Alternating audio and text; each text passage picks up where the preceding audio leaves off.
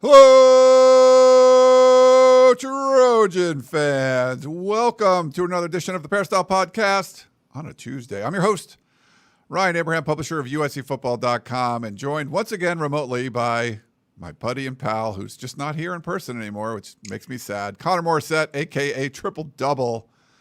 What's up, Connor? Hey, Ryan. I will be back next week. Okay. I've been having the worst car trouble, but I think it's finally over. So hoping to pick up my car either today or tomorrow. So, yes, these stints where I haven't been there hopefully coming to an end. Fingers crossed. I can't keep living like this. Yes. We hope to get you in studio again, and we'll try to get on some sort of regular schedule. I was just traveling a little bit for a buddy's birthday, a little golf trip. I'm going down to San Diego like after the show to help my niece move into San Diego State. So we're kind of squeezing the show in at 10 a.m. on a Tuesday. If you're watching us live, we appreciate it. But once we get to the season, we're going to get on a regular schedule. I think we were doing Wednesdays, right? That's probably when we're going to do our show. Yeah, I think that's the best, Wednesday before practice. Yeah, because we've kind of bunched up some shows. Like I did Harvey Hyde. I had him on yesterday. Then the Helium Boys did a podcast last night. Chris was actually at the trial or whatever, the hearing for DJ Wingfield, which we're going to get into the big part of the show today. So they did a show kind of overnight, and then we're doing a show this morning. But we'll get on a more regular schedule. We appreciate you hanging with us. We want to hear from you, though. We want to get some questions. You know, what do you want to hear about for us to talk on the show? Podcast at USCFootball.com. Real easy. Send us an email. We'd love to hear from you. If it's a question, if it's an idea for a topic, something you want us to discuss heading into the season, we'd love to do that. I think, where were we, 11 days away from the start of the season, which is crazy.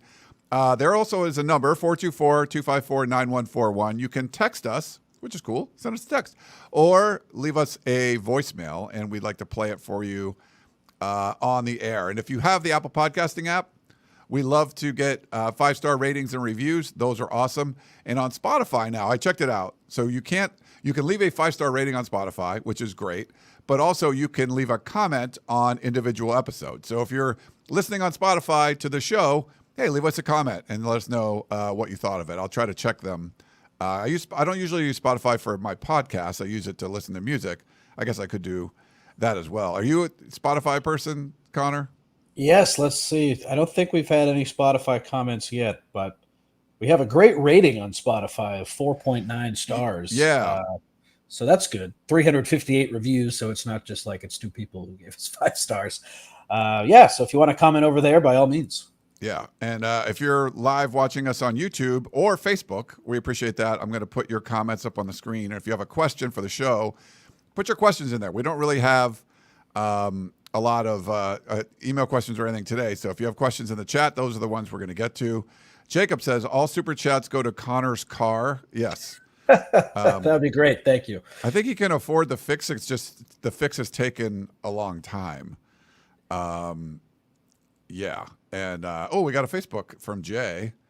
Hey guys, glad you're on. Well, glad you're on, watching us on Facebook too. So we got a lot of people are on YouTube watching. Facebook is like, where we get some people as well.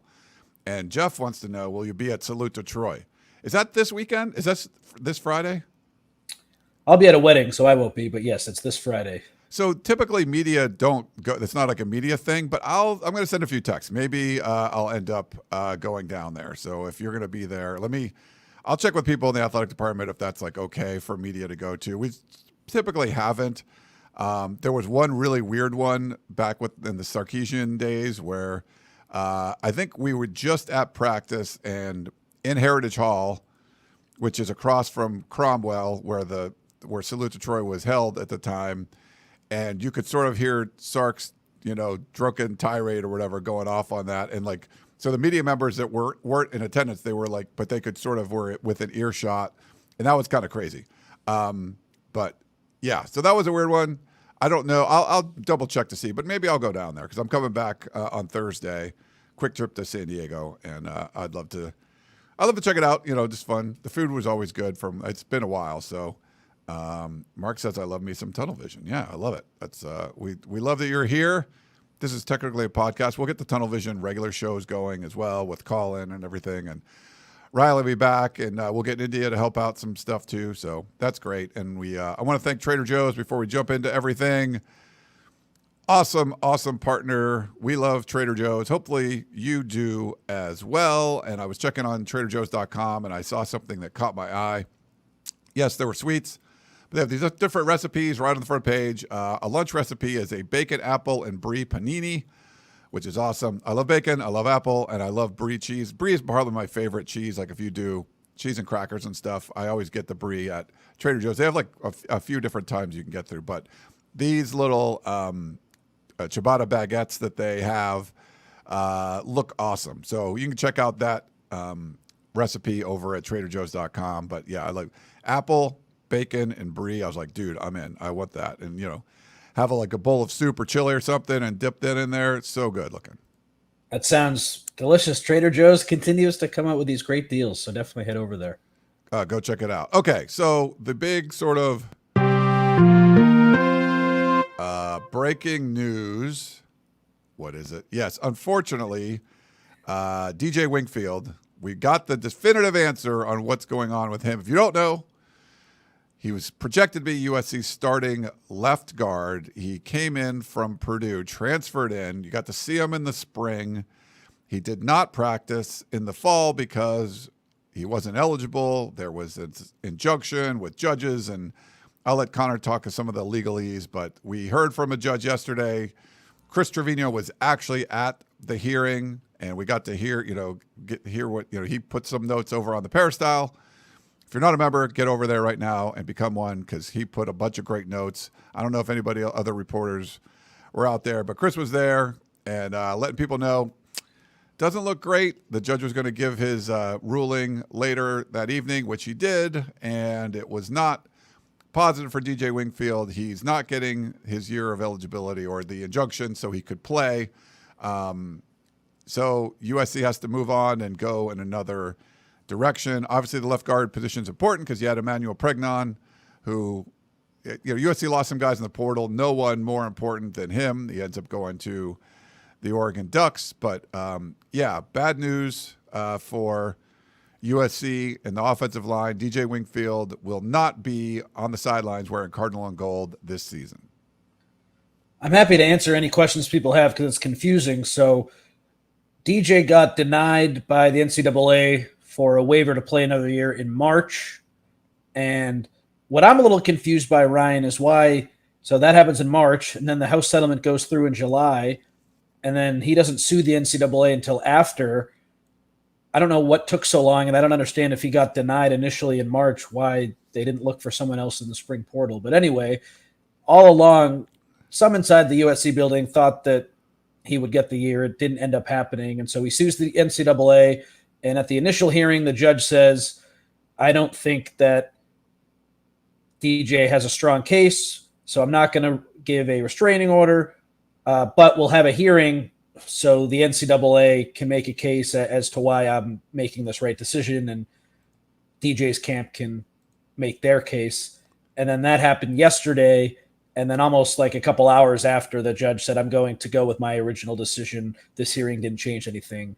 I'm not going to give the motion for an injunction, and I'm not going to give him the year pretty much. So I actually got in touch with Wingfield's lawyer today. I know Chris was talking to him. Darren Heitner is one of the people who represented Wingfield, and he said today in an email, this is the first time I'm reporting this, so a little exclusive on the podcast. He said, while we are disappointed with the decision, we look forward to DJ continuing to progress as a player in person. We will take the time to determine the best next steps for DJ in his career now. So tough break for him, tough break for USC. But to me, Ryan, as we kind of go back and look at this whole thing, if he initially got denied in March, I don't know why there wasn't more action taken. Like, hey, this probably isn't going to be good. Maybe we can get someone from the portal, and then they didn't. So I think that's a second guess that's totally fair at this point. No, I think you're right. And what we saw and what we had reported originally in the war room from the people I've talked to, and I think other reporters put it out there, is something changed when the House settlement went live. And some of the language, whatever it was in there, made it harder. The Pavias of the world that were getting that year back, something happened where the NCAA was just sort of like giving those out like, free candy. Here you go. You can get another year. After July 1st, that changed a little bit. But, as you mentioned, DJ Wingfield was at USC practicing in the spring what did they know at that point? Like, hey, there's still some fight left as far as your eligibility. And if that was the case, is there any other options in the portal? Maybe there were, and they looked and didn't find it. It's hard to say, but it did seem like somewhat of this could have been more preventable than what ended up happening, because it looks like USC sort of caught with their pants down right now. Like, oh, so now this, the offensive line is the biggest question on the team, and the guy you thought was going to be the starting left guard isn't even going to be on the team. So I think it'll be interesting if Lincoln Riley will share more details on what they knew when, and if there was other options, if they knew that he wasn't going to be eligible. I know he already talked about the situation where Wingfield just mentally was having a hard time with it, expecting to be able to play, and then, being denied. And, obviously it's a tough situation for the kid to be in. Hopefully there's still a future for him as a college football player or professional football player, whatever it is. But for what this injunction and the lawsuit and everything, it just seems like that's now impossible to play this season, and that's obviously when USC would need him the most. Yes, totally agree. I think the settlement really made that 5-year rule set in stone, where you have 5 years to play out your eligibility, and that doesn't count. Like if you have a medical redshirt or something, that will, of course, not impact that, but you pretty much have 5 years to play for. And Wingfield started playing in 2019, so that is something that really hurt him, where like DeCarlos Nicholson was 2020. A lot of guys who are playing, their clock just started a year after Wingfield, so that's a disappointing part of this as well. But it is super, super confusing. If you're scratching your head at home, I totally understand why. One question that I have, Ryan, is so like the House settlement goes through, and that makes this 5-year rule thing more set in stone, as I said, but then like initially Wingfield was denied in March. So why wouldn't they try to, like, what was the reason for not immediately suing or immediately doing something to try to get him to play before that House settlement went through? Because that seems to be the death knell in this case. So there was some time before. It's also possible that he just didn't have a year and people thought he did. And that is another thing that doesn't make a whole lot of sense to me. So at Purdue, someone on the Peristyle wrote about this, and we can get into the football stuff with this in a second, but he didn't make academic progress at Purdue or something, and that affected his eligibility as well. So I think there's some rules that are really, really weird, and unfortunately all of them kind of went against DJ, where we see people, oh, this guy got a 7th year, this guy got an 8th year. There's certain cases where those players, like, the rules are all over the place, and I'm not defending the rules by any means, but in this specific case, as crazy as the rules are, unfortunately for DJ, he didn't satisfy a bunch of them, and some of these other guys do. And that was what the problem was. And that's why it's a tough day today for USC, where they lose their projected left guard. The good news is he didn't practice all of fall camp, so it's not like the rug's getting pulled out from under USC. They have a contingency plan, and we can get into all of that. But I'm trying to explain it the best I can, and I hope that makes sense. No, I think you're doing a good job. Like some comments here. Maybe you got bad advice. Yeah, I think there's probably some of that. I think, to me, it's always like decisions. There was probably some bad decisions made along the way. If there was, hey, I'm not going to class, I don't need to, like, okay, that's going to hurt you. Mark had a comment in there, and he said the judge even used the 5-month delay in him filing his case as evidence against him. So that's where I have confusion too. I don't know what's up with that delay. I'm sure there was a reason for it, but like, we don't really know what we don't know. So yeah, that's a fair second guess, but I'm not saying like, oh, that's a big problem. I just don't know enough about it. But it seemed like there was enough smaller problems that were like, if you're going to have to file a lawsuit, you're like, well, you did this, and this, like, so you could have done a whole bunch of things to sort of help your case. And it seemed like it didn't. But the timing is the weirdest part for me, because if it was a spring transfer, then that would make a little bit more sense, because you're up against the House settlement. I do think that people were sort of like preparing for the House settlement with all the other stuff. I don't know if they knew the language in there sort of solidified the 5-year clock starting. So Wingfield started junior college in 2019. So even though he didn't play in 2020, it's that clock starting is what really was the kind of nail in his coffin. And that language was solidified. And that's what Trojan Fight says. It just doesn't make sense. Say Diego Pavia and many others with the same situation are allowed to play. I don't think it was the same. I think his clock was 1 year longer, if I'm not mistaken, Connor. That sounds right. I just also know that Pavia, like, there's going to be a hearing, I think, in October for him where he's allowed to play right now, but like that's still being litigated. And because this decision came earlier before the House settlement, I think that is the big thing with him. And maybe his clock started after, and that's would be a huge part of it too. But with Pavia, I think he already got cleared to play, and now they're trying to go back and say, well, wait a minute, the rules changed, so maybe he's not eligible. And I think there's a hearing in October with him where something can change, but I don't know if that will affect him this year. I think he's good for this year, but the timing with him was something that was big. And then just one other quick thing with USC. I think where they don't look great too, Ryan, they recruited a couple of other guys from the portal who are also dealing with the eligibility stuff, like Caden Robinson, who is the receiver at UCLA, who was thrown into this mix with Wingfield. And so yesterday he got the same news. He was on USC's campus for a visit.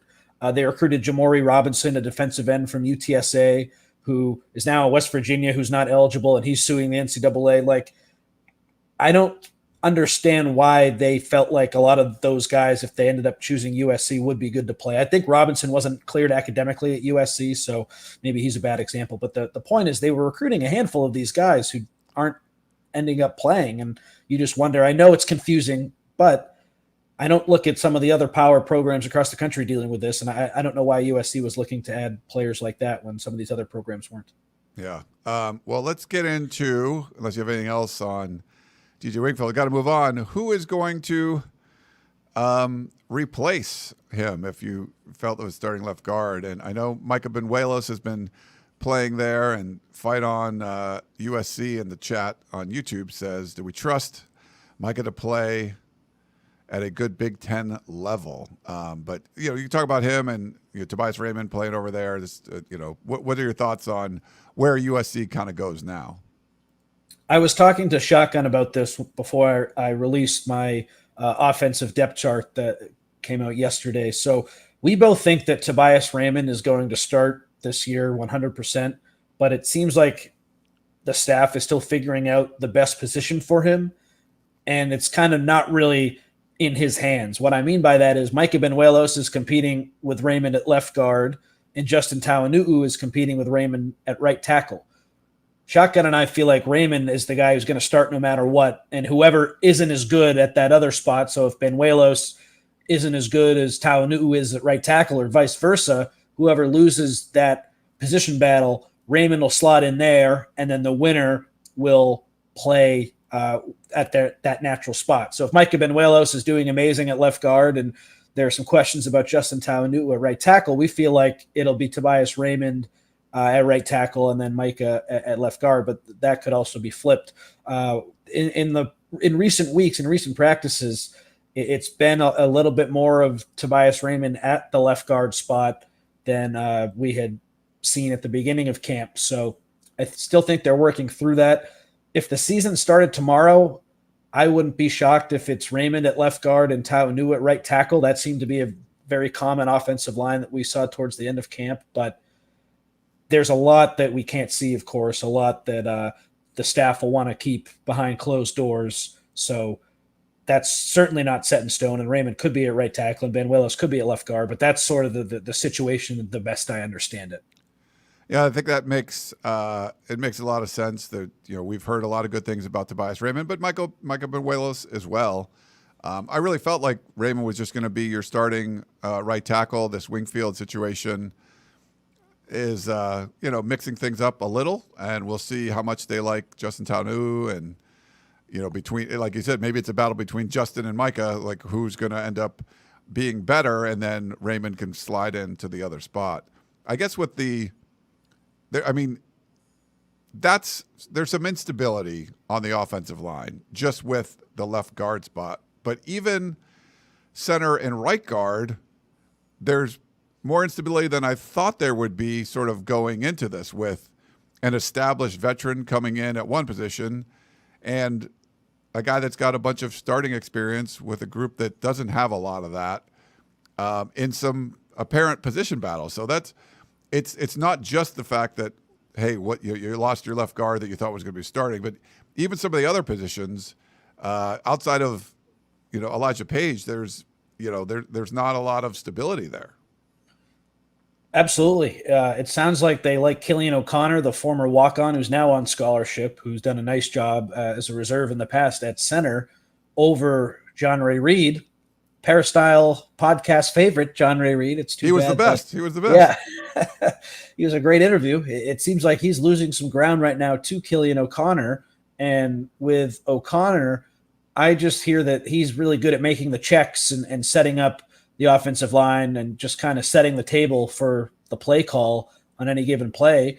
And that makes sense. It's his fourth year under Lincoln Riley, and General Reed came in the winter and then had spring camp and fall camp, but he's still new.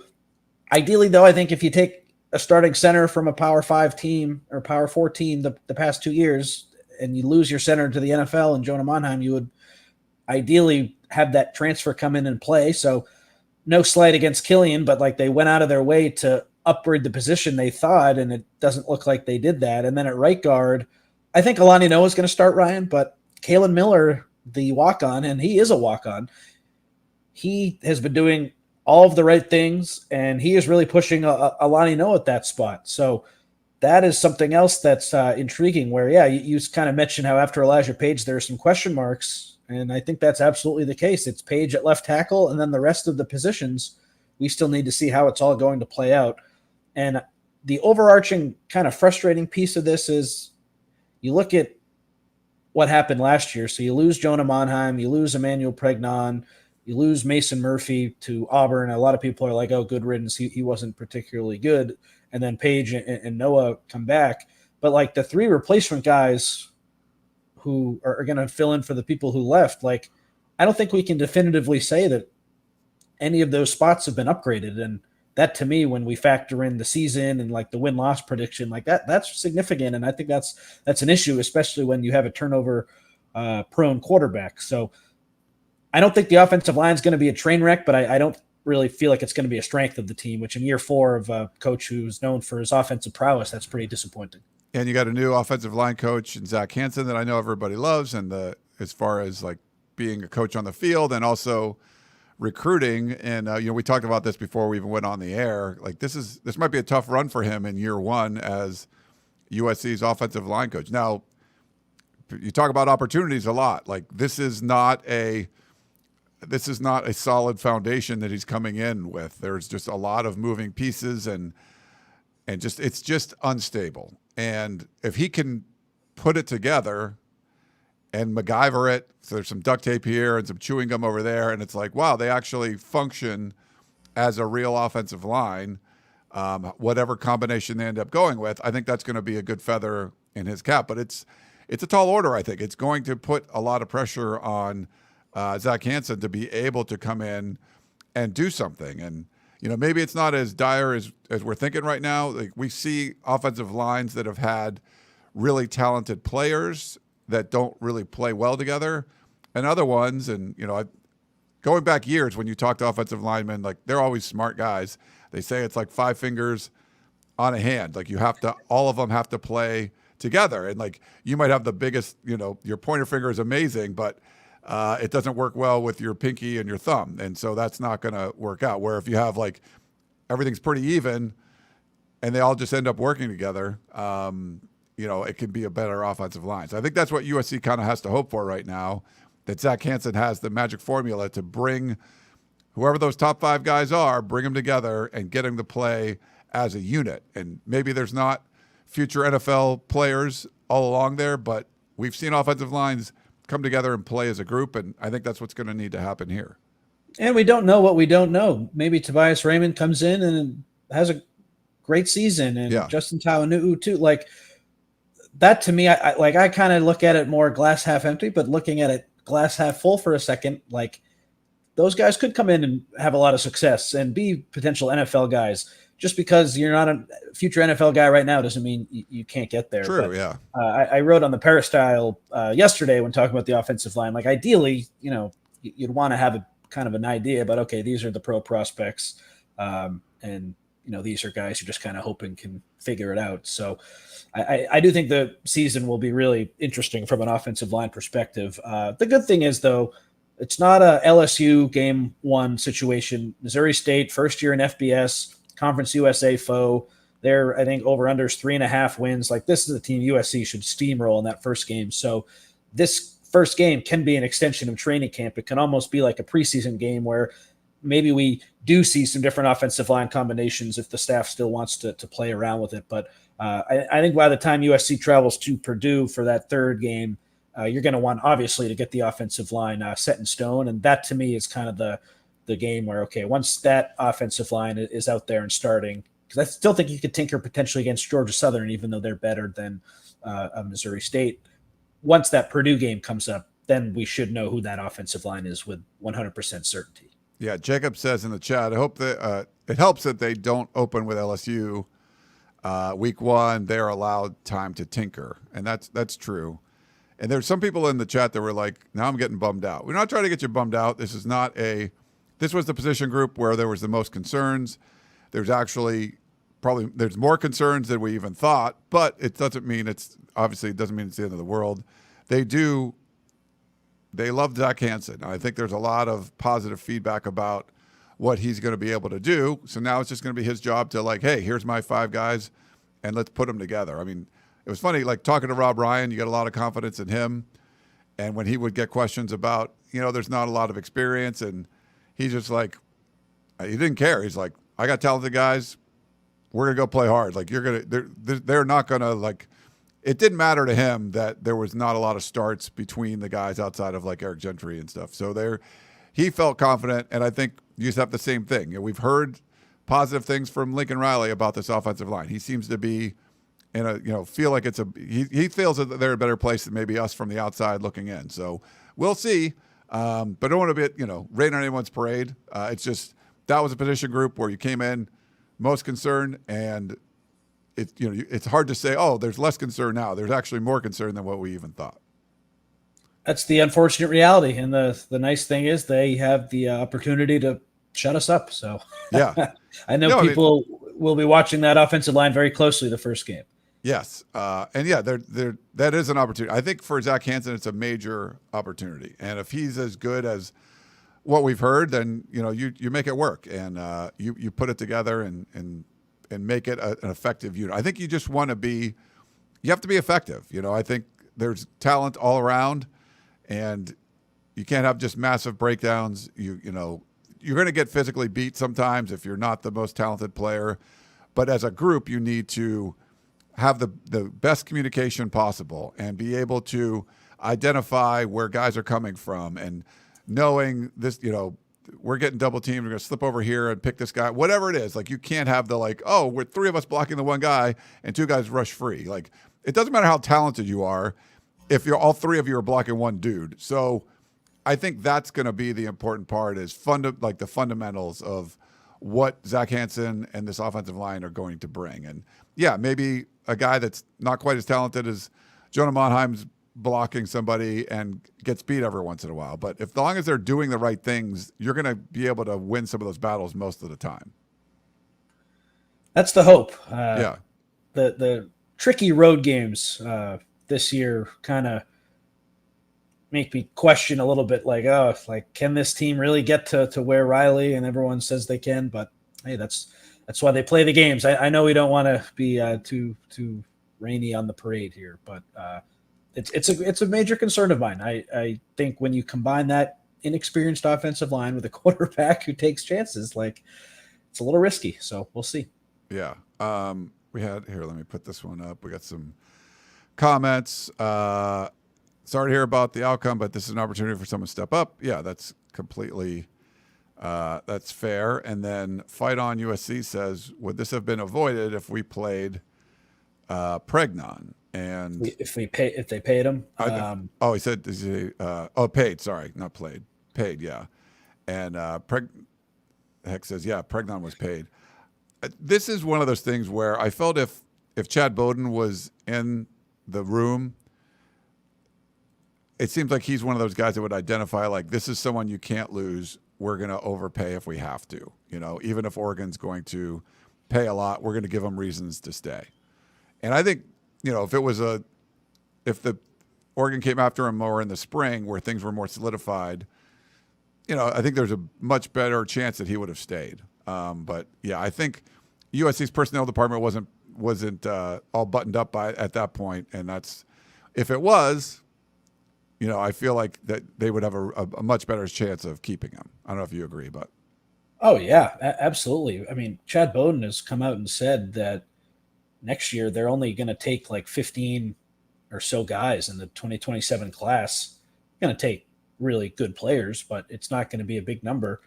And the main driver behind that is to have enough money in the kitty to pay the rest of the team. Like, they want to prioritize retaining the best players, not necessarily signing a massive high school class. Like, that's how they're going to choose to allocate their resources a year from now, which I have a hard time arguing against. If they are able to retain everyone, that's super, super important. So yeah, I get that strategy. And yeah, I mean, one of the first things Bowden ever said to me was, recruiting is important, obviously, but like, retaining these guys, that is what separates the best general managers from other people. Like, scouting and everything is important, but like, I need to keep the best players on this team. And yeah, when you say that if he was here, Pregnon would have stayed, I absolutely agree. Yeah, I think it's a huge part of this new era of college football. If you look at Michigan's success a couple years ago, retaining guys that could have gone to the NFL. Ohio State, the same thing.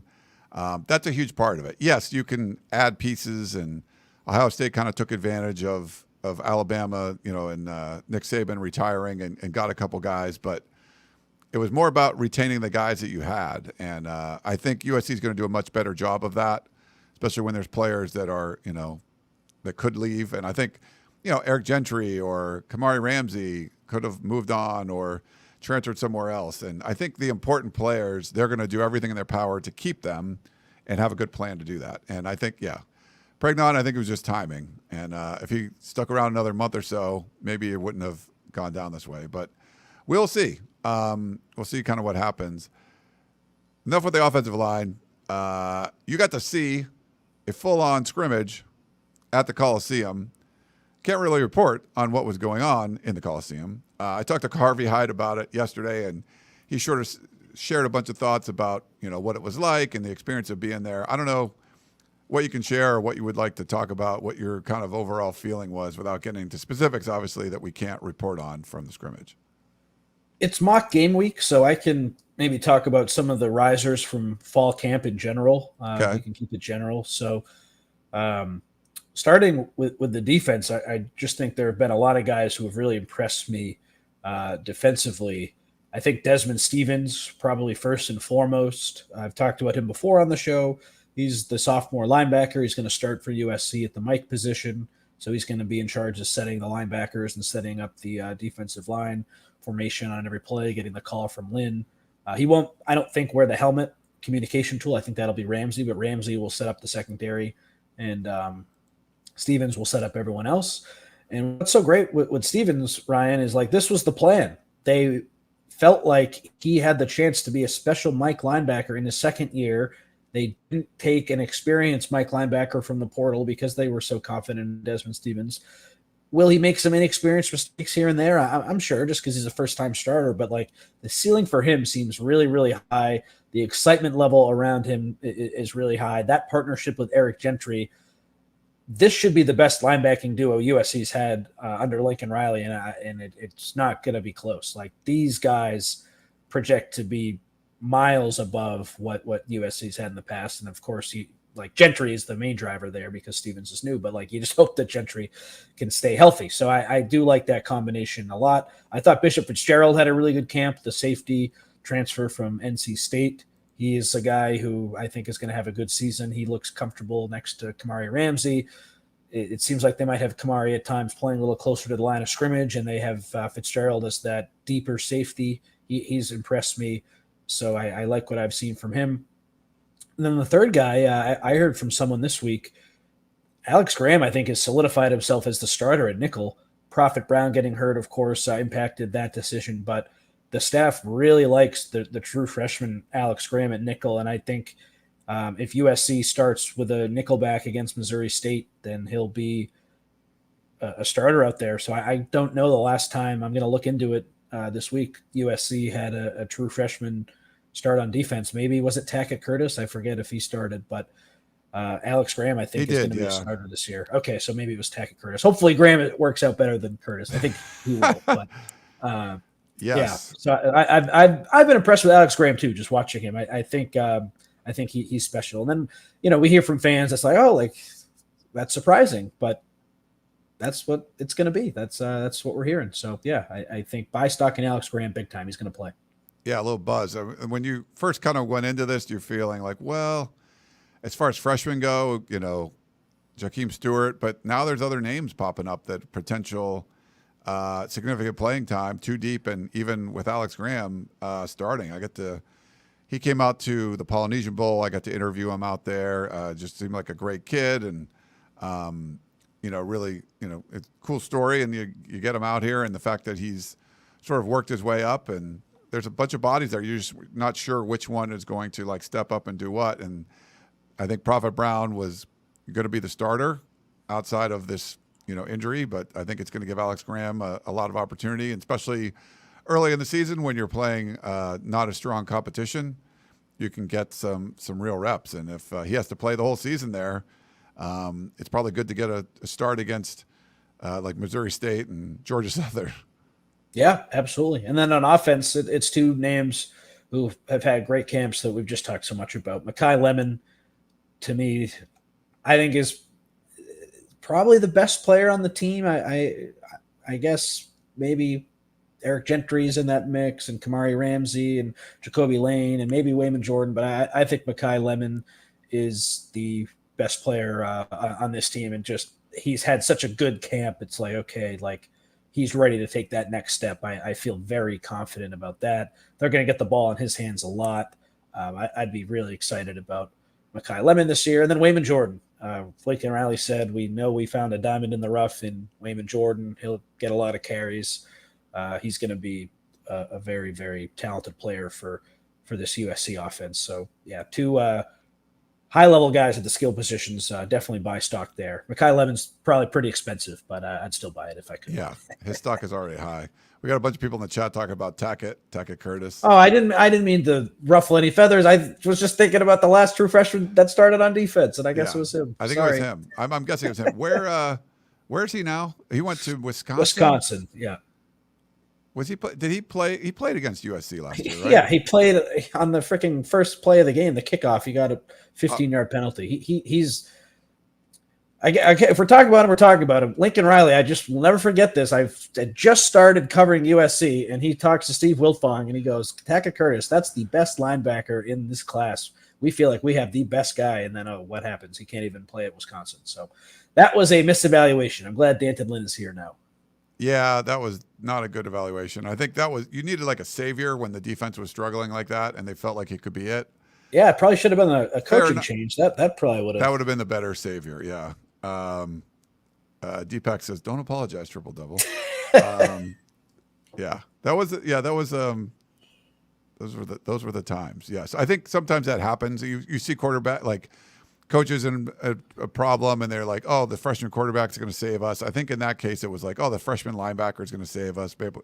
Not fair to the kid. Probably pushed to start just to try to get people excited, and it just didn't. It did not work. Yeah, so we'll see. Okay. Jeff said, yeah, you got an unsportsmanlike on the first play. There were some weird games with like former USC players in it, like the Nebraska game where Sierra Wright had a pick six, right? Pick six. He had a pick six. Yeah, he scored. I think I was looking at that game. I'm like, a lot of the touchdowns scored in that game are by players that are still playing college football, but not for USC anymore. Sierra Wright scored a touchdown, and then I think Deuce Robinson,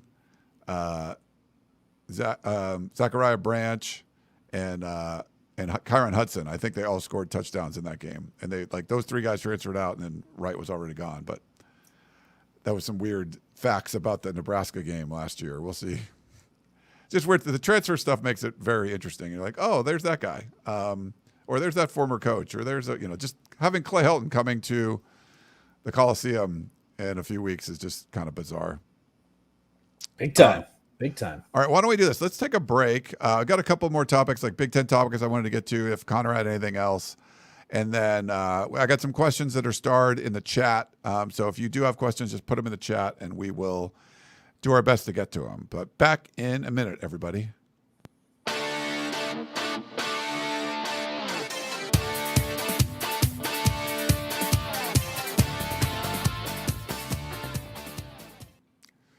Alrighty, we're back here on the Peristyle Podcast. We're live on YouTube, which is awesome. We love that.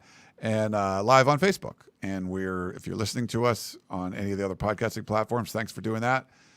I'm your host, Ryan Abraham, publisher of USCFootball.com. We have Connor Morrissette.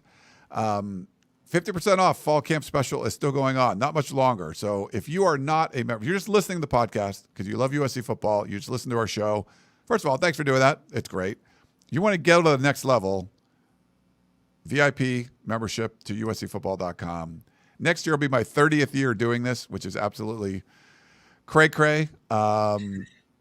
Joined Rivals way back in 2001 when we started doing this, like the premium model. But you won't regret it. 50% off an annual membership. Just get in there and get on the Peristyle. It's the craziest message board. It's been around the longest. It's the biggest.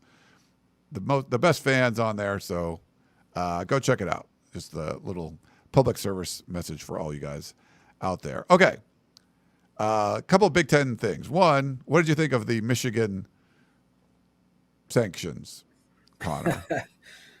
About what I expected. I understand why USC fans are so frustrated, where they got hammered way back when, and then Michigan. It's an expensive slap on the wrist, but a slap on the wrist. So, I don't know. I kind of go back and forth with it where, like, yeah, they totally cheated, but they were also really good. Did it make a difference? We'll never really know. I'm a big Patriots fan, so it's kind of similar to that where it's like, did you need to be spying on them? You're so good. Did you need to deflate the footballs? But anyway, yeah, it's tough. I think – down the line, like if there is a Division I and it's just like 40 of the top teams and there's a commissioner and it's kind of more like the NFL, we could actually see some serious punishments and stuff, everyone playing by the same rules. But I don't know. I think the biggest fines the biggest punishments moving forward will probably just be fines after something like this. I don't know how much power the NCAA has anymore. Yeah, it's professionalized, and the NFL does a lot of fines and stuff, and this might end up hurting some of the other sports at Michigan more than even like the football team. But it's not a fun time for athletic departments as far as trying to find money, because the $20 million or whatever that they're paying student athletes was not a budget item before. So you just add that, and it's a significant percentage of what their overall budgets are. The average is 22% or whatever. That's where they came up with the number. And now you're going to put $20 to $35 million or whatever more on that, the burden on the athletic department. So I think it can sting a little bit. I mean, the big thing was having your head coach suspended for half the freaking season and not available in the game against Ohio State, which they still won without him on the sidelines, without any Connor Stalions information. So, I mean, they still beat them. But yeah, I feel like those were in season, like suspension things, like that was more real than anything else. And I think financially that's just sort of just the way it's going to go now. And we had a question, let me like sort of on this topic from Blackie Chan. Oh, sorry, that was the wrong one. It was Blackie Chan, but that was the wrong one. He said, why does the NCAA still exist? Well, you need something. I mean, even the new, whatever, the CSC, like it's basically like you need some governing body and how much teeth it has. But yes, I think it would be better to not have the fiefdoms of the SEC and the Big Ten and all that, but having like if you have a Roger Goodell who gets paid like $40 million a year, he's protecting the shield. He's protecting the NFL more than anything. And we don't have that in college football. We have people protecting their own interests, which is tough, but I feel like that's where you need to get to. But yeah, that not an unexpected punishment, but it's just kind of like one of those things. I know some USC fans were pretty upset. Just it's a different era when USC got punished to what's happening now. Yeah, and the last thing I'll say, like, they totally cheated. They totally lied about it. Jim Harbaugh deserves the 10-year show cause. It just leaves a bitter taste in your mouth. Like, those guys really did the wrong thing. And it's just funny. All the Michigan fans are like, oh, it was nothing. It was nothing. Everyone's doing it. It was nothing. But, like, undeniably, they took it to a level that is just crazy town. And so yes. The fact that happened and they lied about it, like, yeah, I think Jim Harbaugh's a schmuck. I think Sharon Moore is kind of a schmuck. I think Connor Stalions is a schmuck. Yeah, well, and Sharon Moore gets to not go to the game in Germany against Western Michigan next year. It's not even this year. Like, some of that stuff is just dumb. Like, Harvey Hyde had because he was the head coach at UNLV when Jerry Tarkanian was there. And I forget the exact quote, but he mentioned it something about, like, if Kentucky had some sanctions, so they're going to put Utah State on probation, like stuff like that. Like, that's sort of way things would work. Yeah. Okay. The other one was, and I was listening to some other podcasts or talk about this too, but apparently Tony Petitti, who's just trying to put more games on TV, it seems like all he cares about, floating out this expanded playoff that would go to like 24 teams, and you would have 7 automatic qualifiers from the SEC and the Big Ten and 5 from the Big 12 and the ACC. And so you're talking about middle of the pack guys getting in guaranteed. And I don't know anyone that thought this was a good idea. And I think it was Andy Staples threw it out there that was like, someone leaked this on purpose just so they would so everyone would know, hey, this is what they're thinking. Don't let them even advance to step 2 of the process. And I kind of agree with that, where someone leaked this on purpose, like, look, this is just a horrible idea. Stop. Just don't do it. And I don't know if anyone thinks it was a good idea, but that was the latest sort of weird thing to come out of the Big Ten. Yeah, I didn't really understand all that either, where it was leaked to frickin' everyone. It was like sources confirmed. Yeah. Very early stages of the, like, I don't know. Just go to 16 teams, figure out how to get the best 16 in, and then stop. It's college football. There used to not even be a championship, and I think no one is missing those days. But, like, the spirit of the sport is to have an exclusive playoff, and that's just the reality. So I don't understand why the need to make it way bigger. I don't like it at all. But I think everyone agrees. So, I was wondering if and I saw this out there, like maybe they leaked that so everyone would stop talking about Michigan. I don't know. Oh, that could be possible too. But I like the idea that they just leaked it because it was such a terrible idea that people in the room were like, no, we can't dude, this. Don't. 12's a great number. Like, I thought 12 was weird, and now that they're fixing the seating, the problem was, when you went to the BCS, it was like, okay, we're stuck with that for like 12 years. Going to get a playoff, 4 teams. They're like, okay, stuck with that for like 12 years. And then you come up with this 12-team playoff. You don't even give it a chance. Before we even played a playoff game, they were talking about expanding and moving and all this. And you're like, what?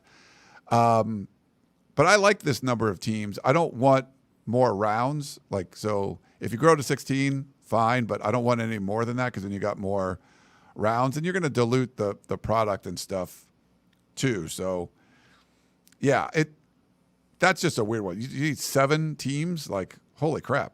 That seems a lot for one conference. Yeah, 18 teams in the conference, but man, that's a lot of teams. Yeah, and if they go to 16, like, obviously this would never happen, but everyone, like all the conference commissioners are like, oh, we don't want the committee to make these decisions. We don't want the committee to make these decisions. But other conferences don't want the Big Ten to get 4 automatic qualifiers and the SEC to get 4 automatic qualifiers. If it's 16, that's a pretty big field. Why not just go to the BCS system at the end of the year? Top 16 teams, you're in. If you just missed the cut, sorry, you weren't one of the best 16. Like, at least it's cut and dry. But I don't know. Now I'm arguing to bring the BCS back. I don't know if that's the best thing to do. But like, it just seems like that could be a way of compromise where it's like, well, you could eliminate the committee totally, but then you don't get the automatic qualifiers, which would make a lot of people happy, I think, but not totally happy. Like you got to make some concessions. So if it is 16, like, yes, it would stink if you were the 17th team and you missed it because of mathematical formula said so. But like, I also don't feel bad for those teams because like it's the top 16. Like it's a pretty big field. So we saw the teams last year that just got left out, and you're like, it was very easy. Like, hey, Alabama, don't lose to Oklahoma, or like, hey, Tennessee, don't lose to, or no, Tennessee was in there. Ole Miss, don't lose to Kentucky. Like you lost to some bad teams down the stretch, and it's like, hey, just don't do that, and you're 10-2 instead of 9-3, and you're in. Alabama, don't lose to Vanderbilt. I hated all that. That like it's crying because you missed out. You know what? You should say, hey, we need to get better like that. And then I'm going to go on a quick rant for a second, but like you see these stories online, it's like the kid gets cut from the team and then the parents blame the coaches. It's like you missed out on the playoff and then you blame the format. It's like, no, you weren't good enough. That's the problem. It's you. YOU. It's not, no one's out to get you. It's not that, people are biased. You just messed up. Very frustrating. Colin Coward's like, it's a you problem. Like there's some you problems here. All right. Jeff says, never go back to the BCS, Connor. And he says, USC missing out on the Natty because Cal lost to Wyoming, who beat Hawaii in like week 5, is absolutely bonkers. So yes, like percentage points and things like that. There's some weird stuff with the BCS. I think the biggest issue, and I think Tony Petitti is like kind of crazy with this stuff, but I would also have a hard line on the SEC, who's gamed the system. And the way it is, if you just went to no automatic qualifiers, the SEC is going to get in more teams. I think it was rare that the Big Ten got in more last year, but in normal circumstances, I feel like this is a situation where only playing 8 conference games would be a big advantage in popping more teams up there. So if I'm Tony Petitti, that's my hard line, saying like, look, we're going to go to 8 or you go to 9, but we have to have the same as far as like teams you're forced to play. Even with 18 teams, like USC, I was talking to a Ohio State fan on my trip, and he's like, Ohio State and USC aren't playing that. Like, no, the first 2 years, they don't even play. It's hard, but it's worse if you only have 8. So I think so the SEC is not gaming the system as much. You have to have 9 conference games or the same amount of conference games as the Big Ten. So I don't mind that as a hard line, but this other crap about throwing, 28 teams in no, like I don't want that. But yeah, I agree with you. I'm breaking up a little bit on my end, Ryan. I don't know if that's coming through, but I'm totally with you on that. Bring the SEC up to 9 games. I'm with you. Let's do some questions from the chat. First one is Al on Facebook. He says, Ryan's the man. We used to hang out during Carroll's open practices back in the day. Very informative journalist. Okay, so it's not a question. It's just like saying hi. But I started because I saw it at the beginning. But thanks, Al. Appreciate that. Open practices were a lot of fun. We could talk with fans. We could talk to parents of players. And those days are gone. But we also had Thack. I think that's how he says it. Quentin Joyner had a knee injury. He's out for the year too.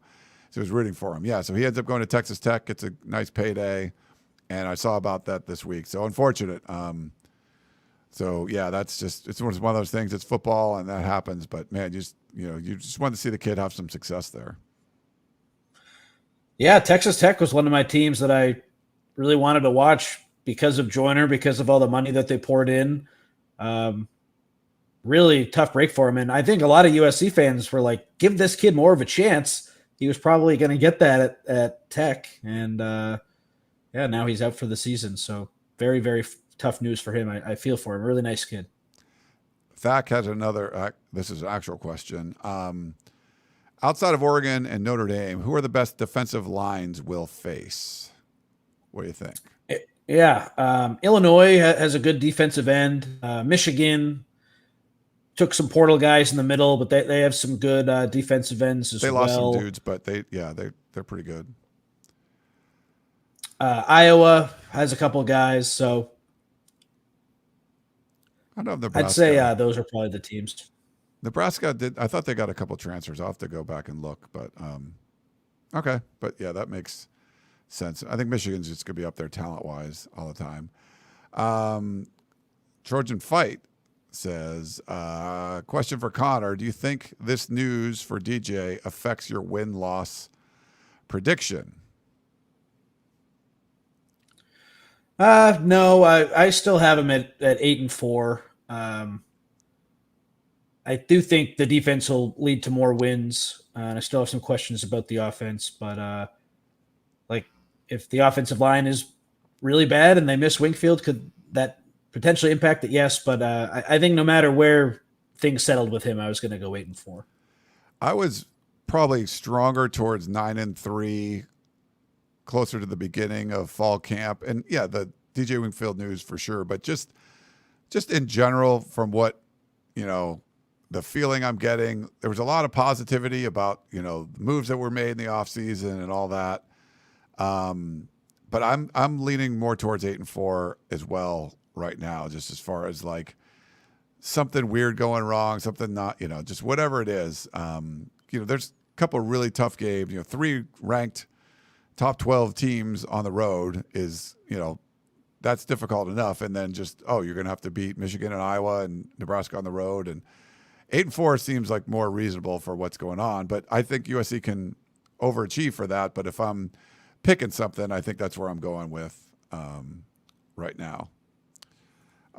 Even though he didn't ask about me, but I'll just, I'll throw that in there too. Jose wants to know, he had a couple questions. How many games do you guys see Thanos playing this year? And do you guys see him making a big impact?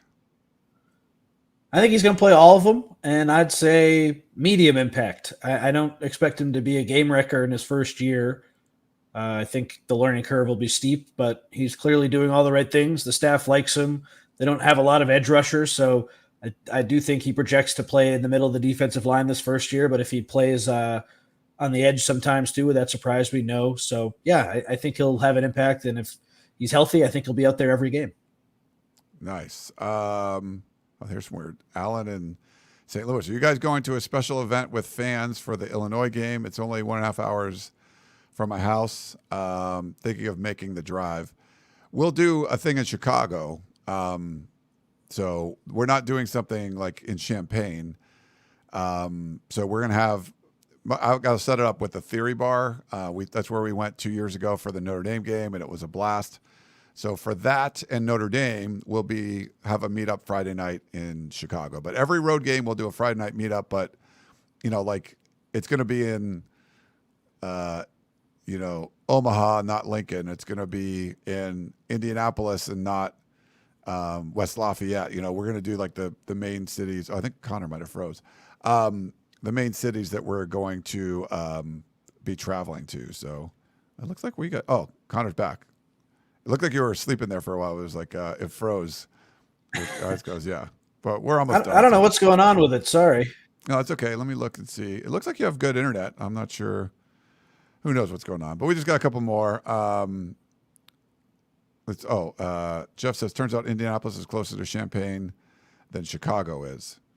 Yeah, I thought it was fairly similar, but we ended up flying to Chicago for that one. So I don't know. These are all like weird trips. Another one from Jose.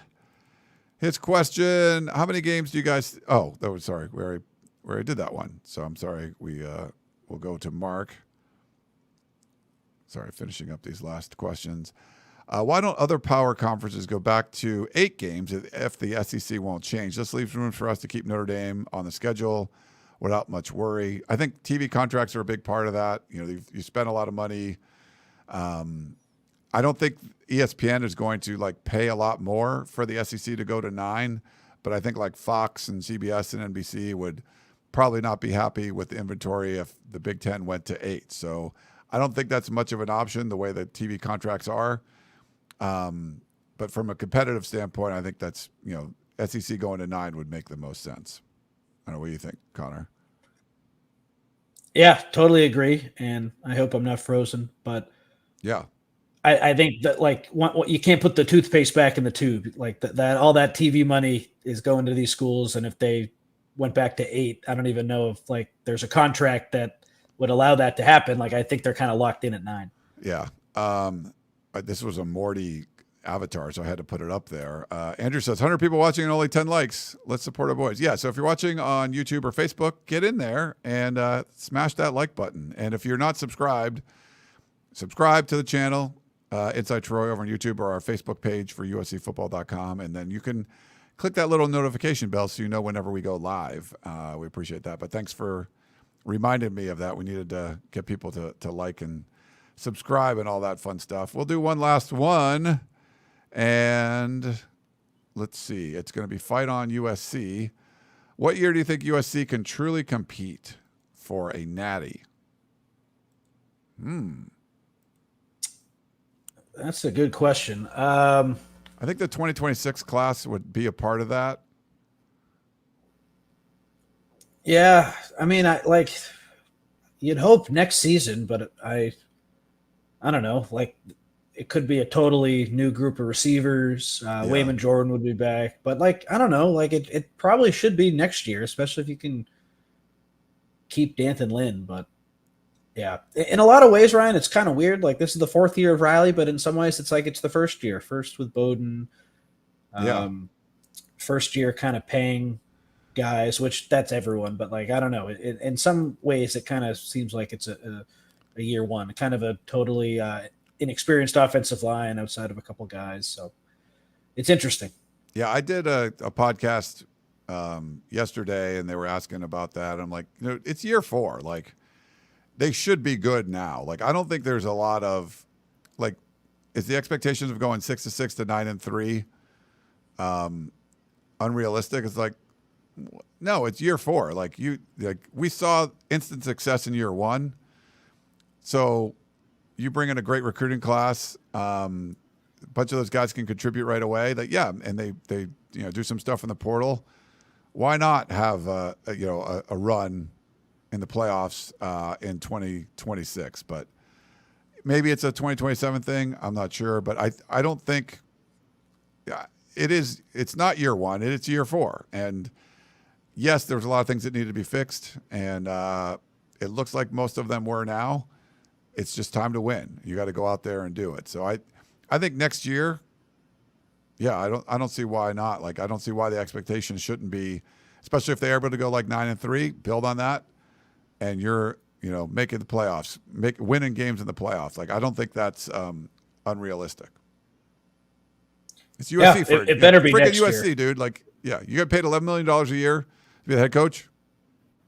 Just win. Just win, baby. Raiders. I don't like the Raiders, but that was the saying. Let's see. All right. Well, I think that's going to be it. Was there any other topics, Connor? You get your car back later. You're going to practice. Yeah, getting the car back. And I don't know what's going on with my internet. So I think this is there's a good time to end it. Higher power telling me, go back to the studio. Yes. Get the hell out. Okay, cool. Well, that's going to wrap things up. Fun show. Hope you guys all enjoyed it. For Connor Morrissette, I am Ryan Abraham. Like I said, hope you enjoyed the show, and we will talk to you next time.